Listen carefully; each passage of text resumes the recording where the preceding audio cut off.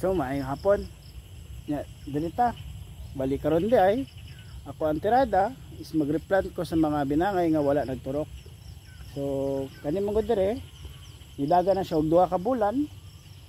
Dagko na. So muna siya itsura niya. So na dagko na gid oh. Oh, kana pa. Kunya dire man gud nga linya. Naani siya 5 ka buok dire ha. Sa linya dire nga linya na is na 5. Ang nahitabo 2 lang ni turok. So naagi siya patay nga tulo. Nya ato ang buhaton na is i-replant na to. Tama man pod kay naman pugoy pundo dire ah.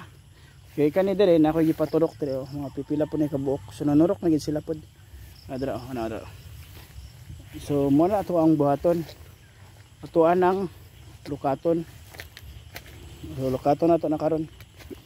Nya ubani ko ninyo kaya atuan na siyang lukaton kay ipang-check na to og naaba gyud. So wala na.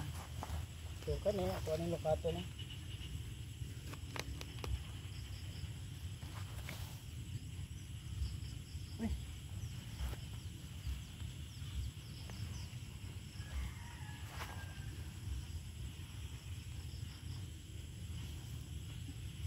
Buhi pa din eh.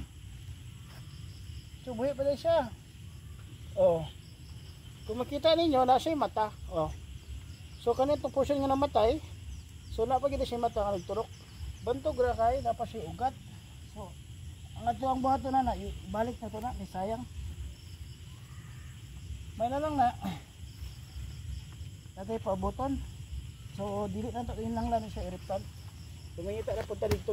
Lain nga i-replant na to. Kay ako natingala naman ko kung wala yun siya niturok for almost 2 months. So makita na to yung mga batch dara. Mo ni mga batch niya. Oh, dagko na kaya siya.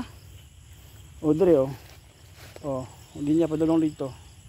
Kana po dira linya padulong dire. Ya dire linya padulong dito. Nya kato ka portion is wala yun siya nagturok. So di gid siya kumpiyansahan nya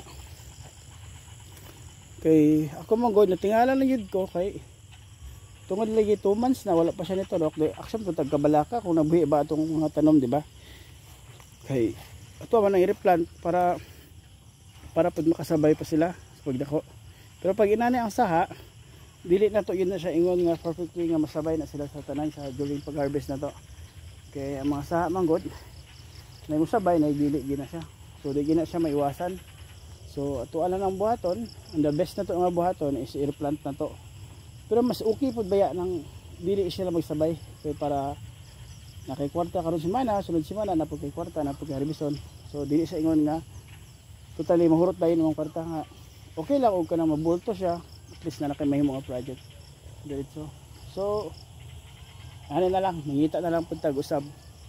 So sa next nga video ipakita na lang ako sa inyo ha. Mangita tag katong mga totally patay na gid siya. So hoping gani nga wala. Dapat ano lang kumbaga late lang unta siya ba. So kana lang. Daghang salamat.